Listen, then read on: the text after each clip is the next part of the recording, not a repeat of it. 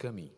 Muito bem, meus irmãos, na semana passada, nós estivemos abrindo esta nova série de estudos, Coragem para ser igreja. Coragem, igreja. Ser igreja envolve muitos desafios. Ser igreja é contrastar com o mundo.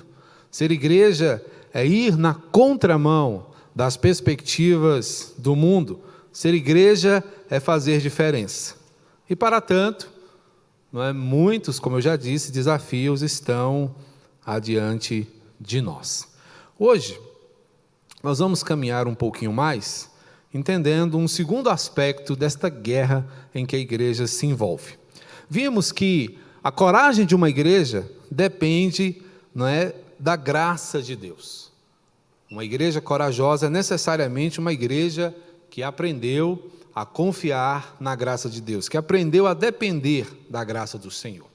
Uma igreja dependente da graça, ela torna-se uma igreja poderosa, uma igreja forte, uma igreja capaz de realizar grandes coisas. E exatamente por isso ela também se torna uma igreja ameaçada. À medida que a igreja avança na sua caminhada, à medida que ela se aprofunda na sua missão, ela também angaria inimigos, ela angaria dificuldades, ela angaria muitos problemas. Problemas que podem ser de ordem externa, como vimos na aula passada, a igreja ela é afligida externamente pelas perseguições, mas não para por aí. A igreja também sofre com problemas de ordem interna. Surge dentro da igreja também os infiltrados do diabo, que causam problemas, perturbações na vida cotidiana da igreja. Suas distorções, suas heresias acabam por causar à igreja muitos males. Mas a igreja também sofre arbitrariamente. E aqui é um misto das duas coisas, porque quando a igreja se distrai, quando a igreja perde de vista a sua missão, quando ela se desequilibra, ela acaba perdendo as suas prioridades. E aí as coisas se tornam ainda mais complexas. Mas uma igreja cheia do Espírito Santo é uma igreja resistente. É uma igreja que persevera, uma igreja que se mantém firme no seu caminho. Sendo assim, eu quero chamar a sua atenção para o texto de Atos, capítulo 4. Nós vamos ler o finalzinho do capítulo, a partir do verso 32, e vamos adentrar um pouquinho o capítulo 5 para o nosso estudo de hoje. O texto vai nos dizer até o verso 35 o seguinte: da multidão dos que creram, era um o coração e a alma. Ninguém considerava exclusivamente sua nenhuma das coisas que possuía. Tudo, porém, lhes era comum. Com grande poder os apóstolos davam testemunho da ressurreição do Senhor Jesus, e em todos eles havia abundante graça, pois nenhum necessitado havia entre eles, porquanto os que possuíam terras ou casas, vendendo-as, traziam os valores correspondentes e depositavam aos pés dos apóstolos, e então se distribuía a qualquer um à medida que alguém tinha necessidade. Percebemos aqui uma igreja funcional, uma igreja que, a despeito das perseguições e lutas que enfrentava, era uma igreja que caminhava muito bem. Vimos na semana passada exatamente essas perspectivas, os apóstolos sendo presos, sendo pressionados a negar Jesus, sendo açoitados por causa disso, e ao mesmo tempo percebendo neles a alegria de sofrerem essas aflições por causa do nome de Jesus. Chama-nos a atenção a coragem da igreja, mas é para isso que ela foi chamada. A igreja, ao longo de toda a sua história, mesmo quando ela ainda não se chamava igreja, os servos do Senhor, os profetas, todos eles foram marcados por grandes desafios em sua caminhada com Deus. Nunca foi fácil servir ao Senhor. Portanto, nós hoje, denominados igreja, somos também chamados a uma postura corajosa, a uma postura aguerrida diante das vicissitudes desse mundo.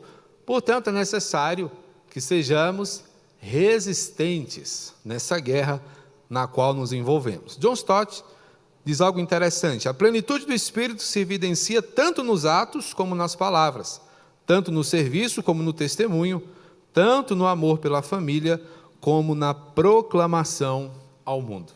A compreensão de John Stott é muito bonita e muito abrangente, porque ele entende que a plenitude do Espírito, ou seja, o fato de estarmos cheios do Senhor, cheios do seu Espírito, cheios da sua graça, vai ser evidenciado no modo como conversamos, na maneira como servimos uns aos outros, no modo como damos testemunho do nosso amor por Cristo Jesus e também no nosso trato familiar e ainda na evangelização. Ou seja, tudo o que diz respeito à nossa vida deve ser marcado, influenciado pelo Espírito de Deus.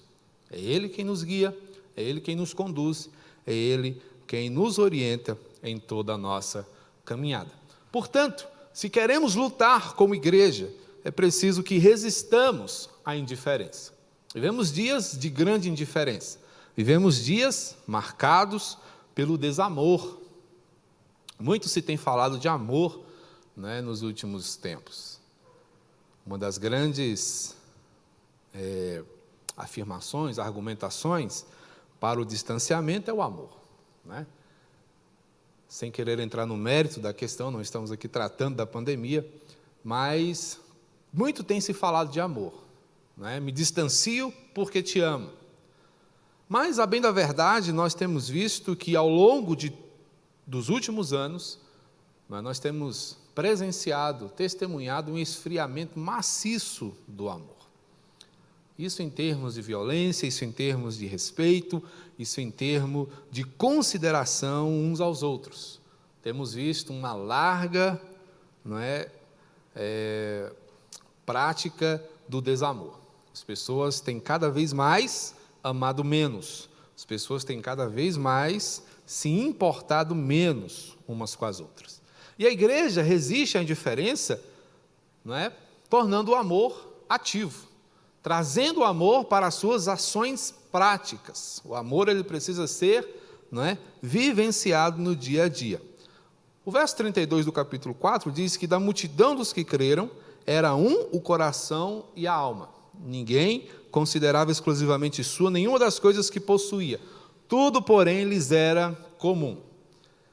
Essa igreja tinha propriedade ao afirmar-se uma comunidade, porque, de fato, eles tinham tudo em comum. Eles participavam das mesmas perseguições, partilhavam o mesmo pão, sofriam as mesmas angústias, mas também experimentavam as mesmas alegrias. Serviam ao mesmo Deus, estavam diante da mesma doutrina, então era uma igreja que, de fato, tinha tudo em comum, partilhava todas as coisas igualmente. Portanto, era uma igreja marcada pelo altruísmo.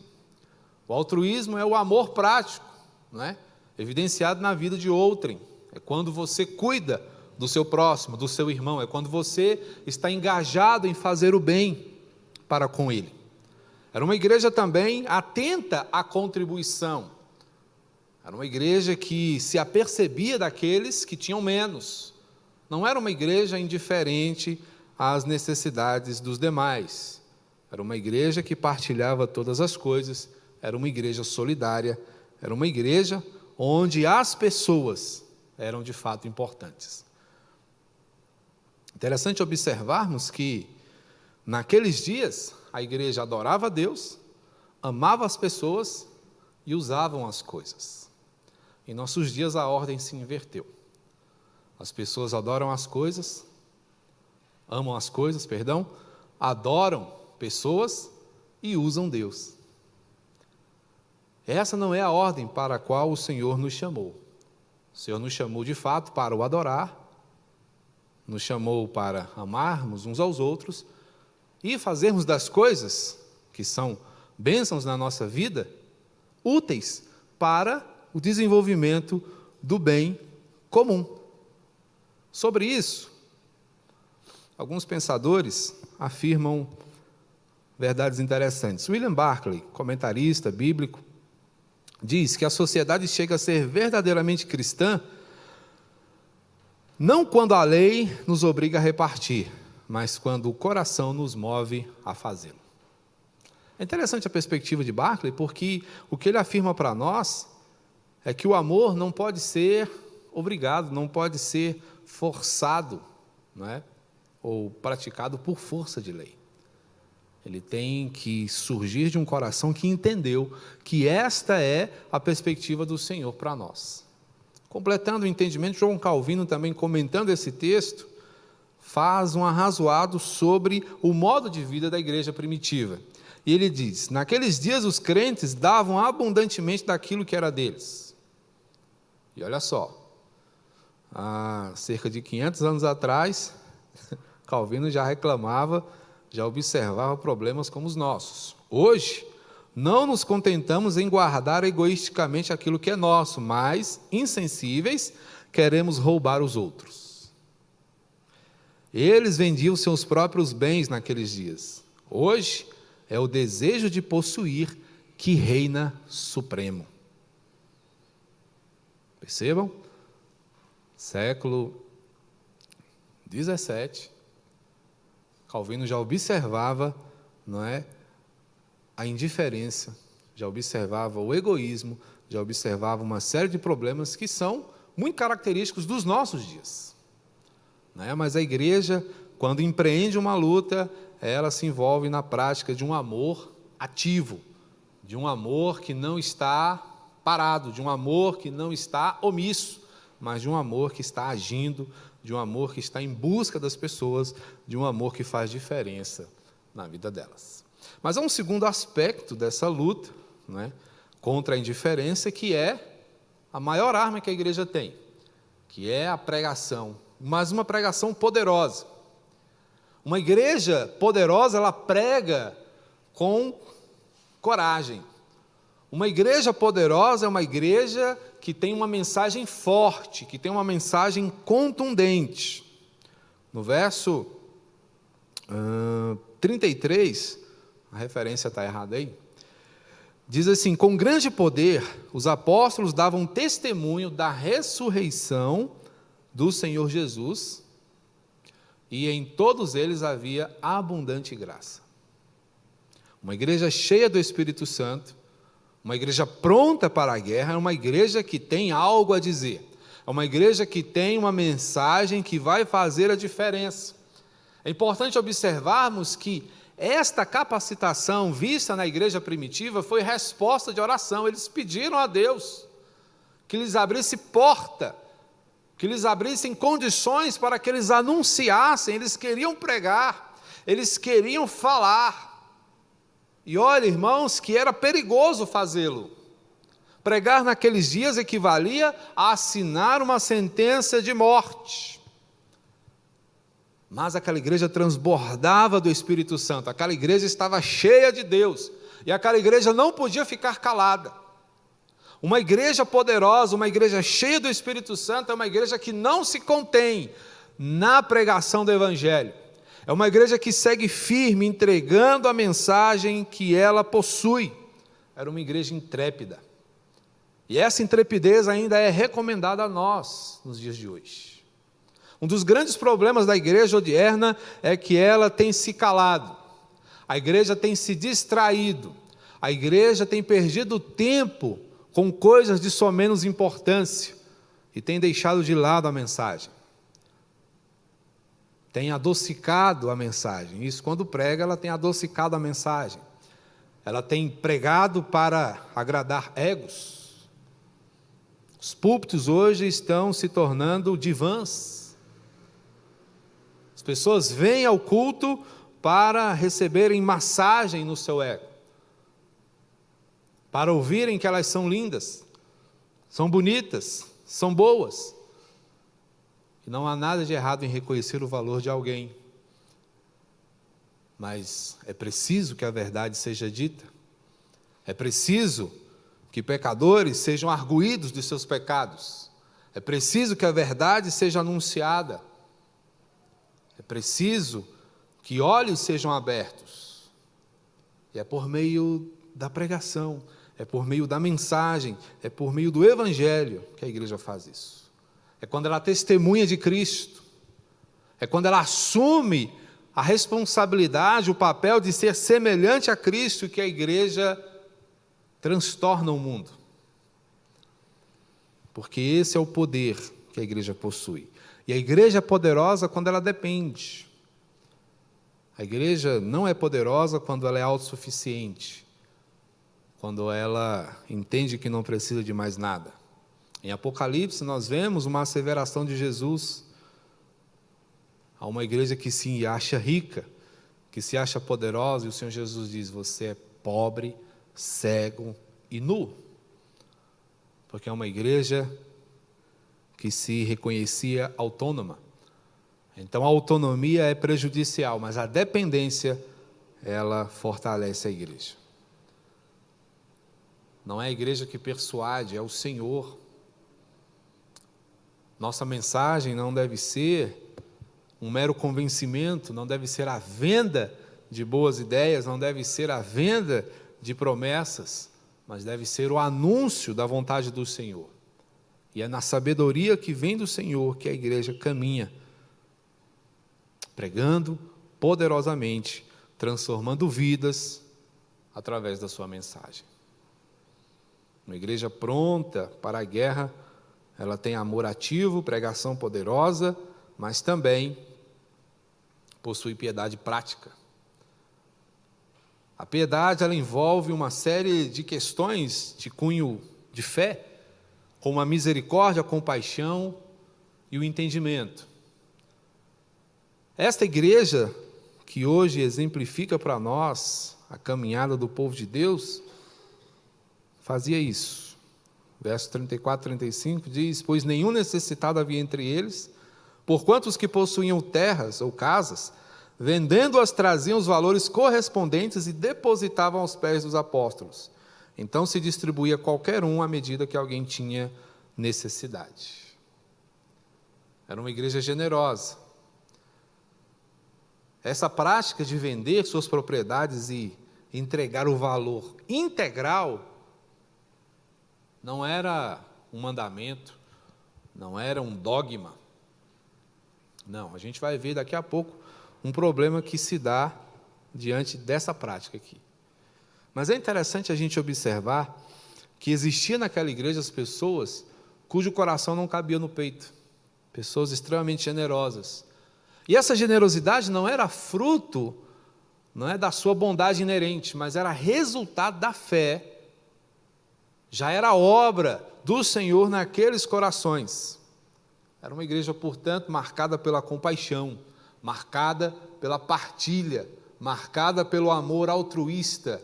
O amor altruísta é o amor que faz, é o amor que observa, é o amor que vai além, é o amor que caminha uma milha a mais. E é assim que se verifica. Esta é a evidência do Espírito Santo na vida da igreja. É uma igreja que não é reconhecida pelas suas obras, mas é uma igreja que opera por causa da fé que possui. Então, as obras dessa igreja são obras da sua fé, são obras resultantes daquilo que eles creem, daquilo que eles acreditam, daquilo que eles expressam como sendo a verdade decisiva em suas vidas. Por que é interessante, irmãos, pensarmos nisso?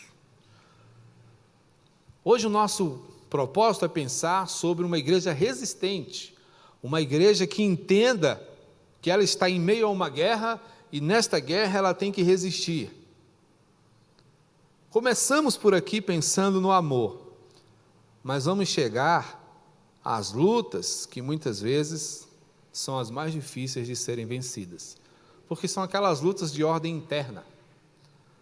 Quando o inimigo vem de fora, é mais fácil a gente se aperceber e se defender.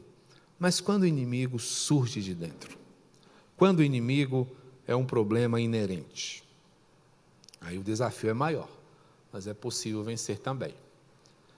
Lutando como igreja, precisamos resistir à hipocrisia. Olha só o problema que se dá como falamos lá no início, que quando a igreja é poderosa, ela se torna uma igreja ameaçada. Porque é nesse momento que o diabo aproveita as brechas para confundir e perverter a caminhada da igreja. Olha só, versos 36 e 37, e vamos até o início do capítulo 5. As referências aí estão todas bagunçadas, mas vai dar para você entender. José, a quem os apóstolos deram o nome de Barnabé, que quer dizer filho de exortação, levita, natural de Chipre, como tivesse um campo, vendendo-o, trouxe o preço e o depositou aos pés dos apóstolos.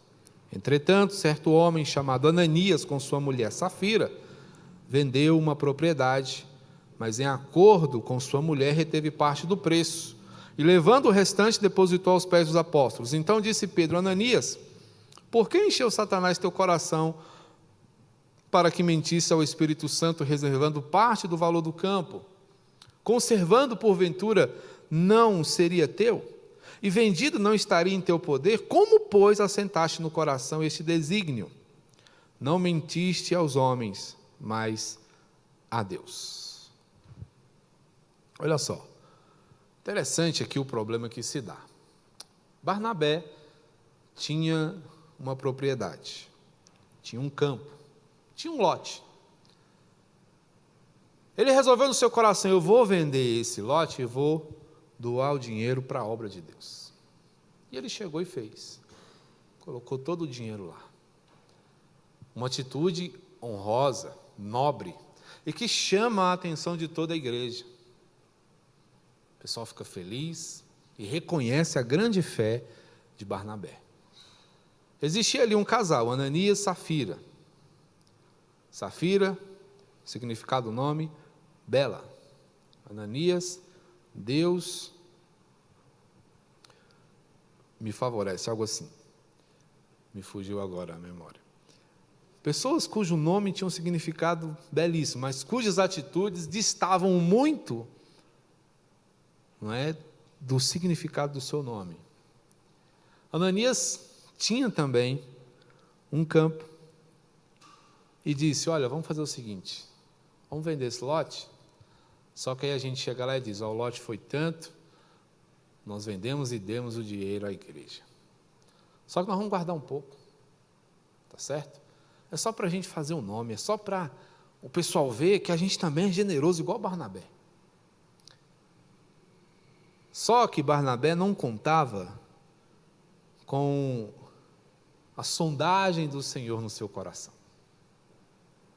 Ele não era obrigado a fazer isso, não era uma coisa que ele tinha que fazer, era algo voluntário, fazia quem podia e quem queria, mas ele queria as duas coisas.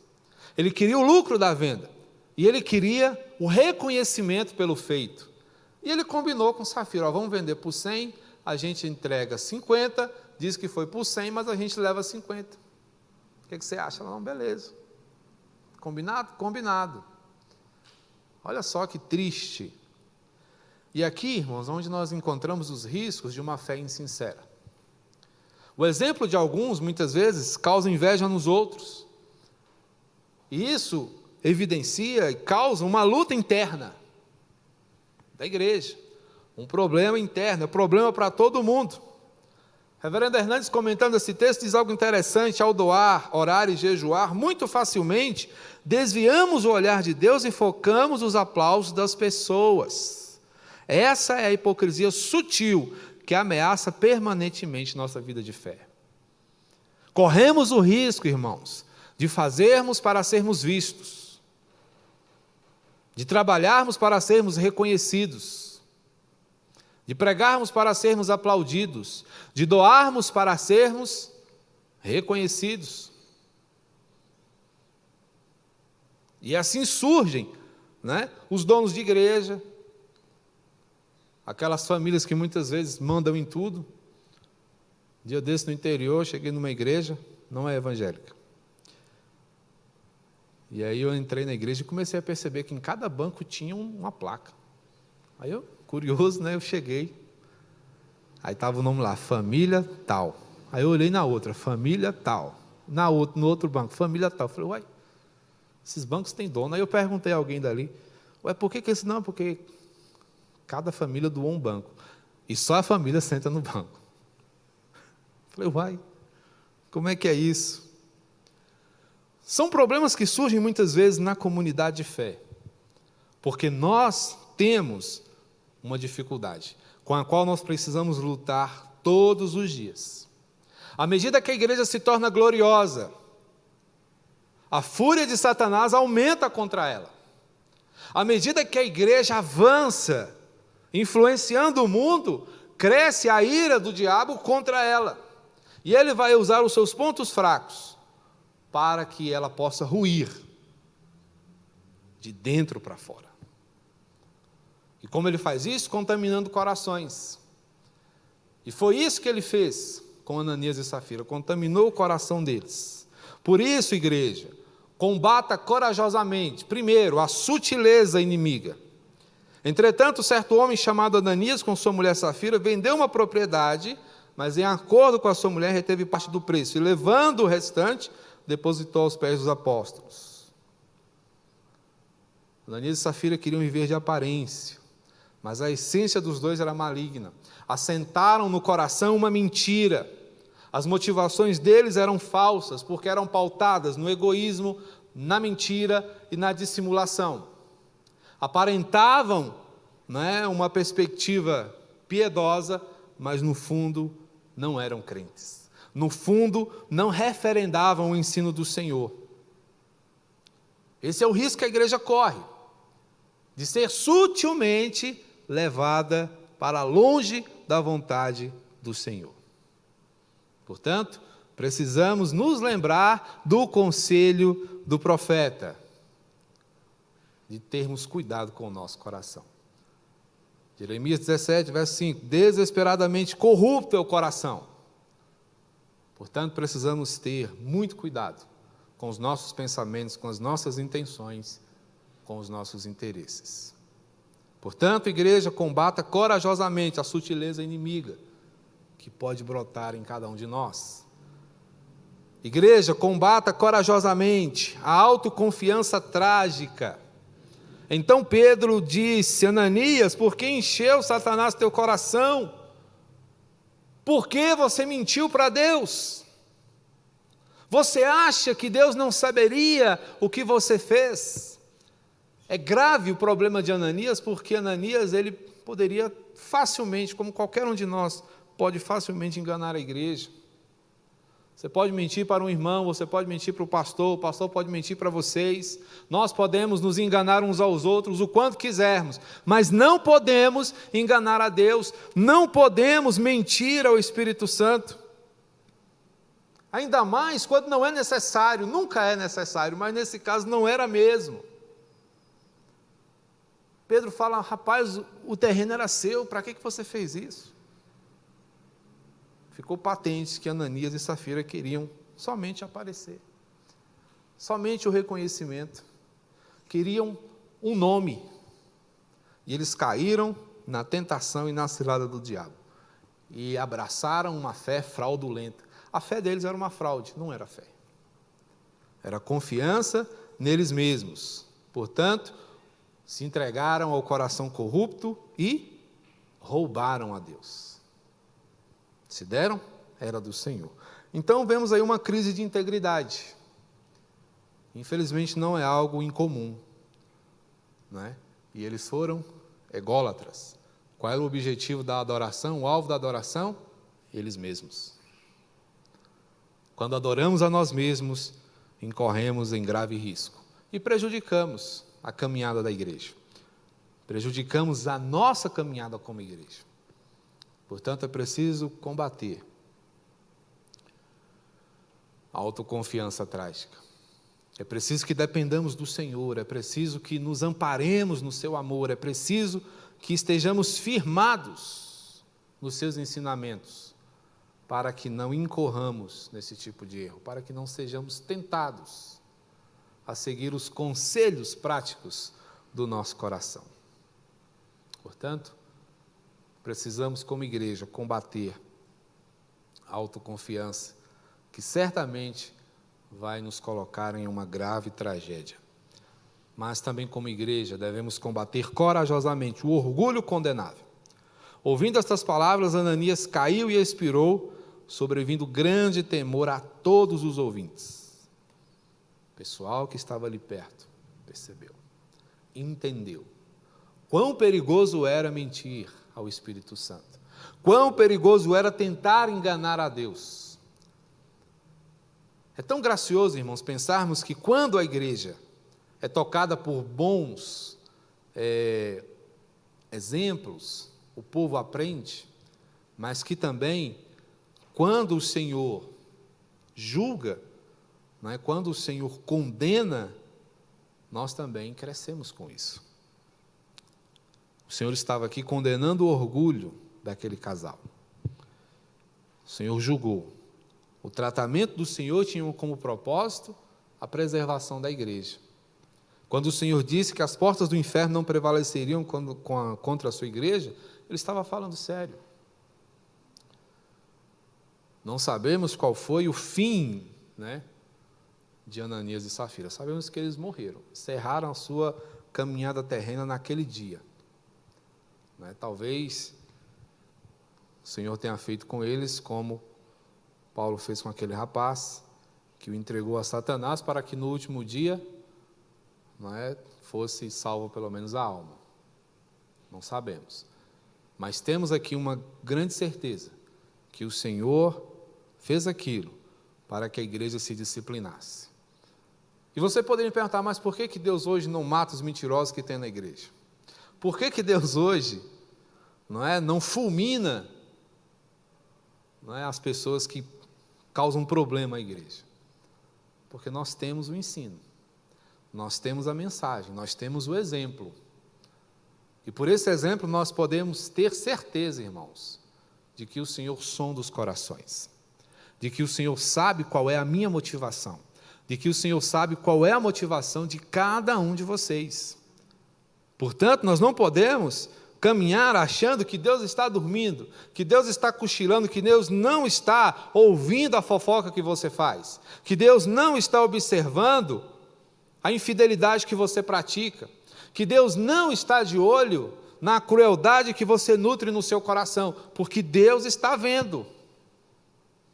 Essa afirmação eu ouço desde criança. Quando eu tentava esconder meus erros, minha mãe dizia: Deus está vendo, viu? Aquilo me dava um frio na espinha. E a gente perde esse frio na espinha à medida que cresce. E acha que vamos ficar impunes o resto da vida. Mas Deus preserva a sua igreja. O Senhor ama a sua igreja. Mas nós, como igreja, devemos lutar e defender a nossa igreja. A começar de nós mesmos. Purificando nossas mentes, nossos corações e procurando fazer aquilo que agrada ao Senhor. Porque a disciplina do Senhor é abrangente. O Senhor é zeloso. Portanto, Paulo vai explicar um pouquinho sobre isso. Estas coisas lhe sobrevieram como exemplos e foram escritas para a nossa advertência. Portanto, fomos advertidos. Não é preciso que o Senhor saia fulminando ninguém para que nós nos lembremos disso. Já fomos advertidos. O Senhor conhece o coração. Portanto, aquele que pensa estar de pé, veja que não cai. Então, cuidado para não cair nas ciladas do seu próprio coração. É um aviso solene para cada um de nós. Combata corajosamente, igreja, toda associação pecaminosa. Temos visto falar no noticiário sobre associação criminosa. O crime da igreja é o pecado. Então, toda associação criminosa é combatida pelo Senhor. Ananias e Safira se associaram pecaminosamente. E Deus não deixou aquilo barato. Quase 3 horas depois, entrou a mulher de Ananias, não sabendo o que ocorrera. Então Pedro, dirigindo-se a ela, perguntou: vem cá, vocês venderam, portanto, aquela terra? Ela respondeu: sim, portanto. Tornou-lhe Pedro: por que entrastes em acordo para tentar o Espírito do Senhor? Eis aí a porta dos que sepultaram teu marido, e eles também te levarão. No mesmo instante, caiu ela aos pés de Pedro e expirou. Entrando os moços, acharam-na morta e levando-a, sepultaram-na junto do marido. E sobreveio grande temor a toda a igreja e a todos quantos ouviram a notícia desses acontecimentos. Assusta até a gente. O marido morre, é enterrado, a mulher não sabe. 3 horas depois, ela reafirma a mentira, morre também e é imediatamente levada. A força desses acontecimentos serviu para exemplar a igreja quanto ao perigo de pactos malditos, de acordos feitos para minar a força da igreja, de pactos desenvolvidos para prejudicar o andamento da obra do Senhor, planos que são diabólicos, porque não nascem no coração do Senhor, não tem a referência do Espírito, não tem a marca de Jesus, não tem o dedo de Deus. São alianças malévolas, são acordos que são feitos com o objetivo de destruir e que levam as pessoas a incorrerem ao pecado. Portanto, a instrução do Senhor é ampla e diante do Senhor nenhum coração é discreto, porque Ele conhece todos. O firme fundamento de Deus permanece tendo este selo: o Senhor conhece os que lhe pertencem. E mais, aparte da injustiça todo aquele que professa o nome, o nome do Senhor. Me empolguei aqui, apertei o botão errado. Então é uma ordem solene do Senhor: afastar-nos da maldade, da impiedade, da injustiça. É incompatível com a nossa fé praticar o mal. Eu ia referendar aqui: a parte da injustiça todo aquele que professa o nome do Senhor. É incompatível, não serve para nós, não serve para você, não serve para mim, não serve para a igreja. Então o que nós devemos fazer, irmãos? É entrarmos nessa peleja por meio de uma vida de oração, por meio de uma vida de dependência da graça do Senhor, por meio do estudo acurado e detido das Escrituras. Só ali nós vamos nos municiar para esta guerra, que não é uma guerra que envolve carne e sangue, mas é uma guerra que envolve nossa alma. É uma guerra espiritual, é uma guerra que travamos em nosso íntimo, é uma guerra que nós precisamos vencer. Portanto, igreja, sejamos corajosos para renunciar àquilo que nos afasta do Senhor. Sejamos corajosos para resistir a tudo aquilo que interrompe o progresso da nossa fé. Amém? Que Deus muito te abençoe nessa oportunidade e que sejamos corajosos e resistentes na guerra espiritual que travamos em nome de Jesus. Vamos orar. Bendito Senhor, Pai de misericórdia e gracioso amor, nós te louvamos, reconhecendo, ó Deus, que do Senhor vem todo o arsenal necessário para que sejamos vitoriosos nesta guerra. Dá-nos, ó Deus, condições de, firmados em Ti, avançarmos, ó Deus, nessa batalha, honrando o Teu nome e alcançando, meu Deus, vitória.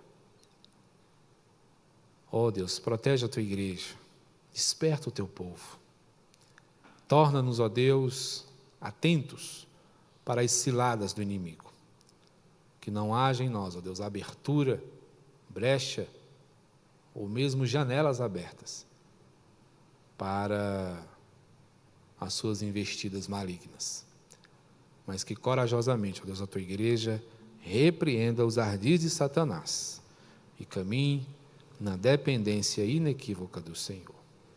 É em Teu nome que oramos, pedimos esta bênção. Amém. Vamos colocar de pé, receber a bênção. Que a graça de nosso Senhor e Salvador Jesus Cristo, o amor de Deus, o nosso Pai, e o consolo, orientador, poderoso do Espírito Santo seja com o povo do Senhor, fortalecendo-nos e capacitando-nos para esta grande guerra, a qual lutaremos fielmente até aquele dia em que o Senhor, nosso general, há de nos buscar para que com Ele reinemos por todo sempre, pelos séculos dos séculos. Amém.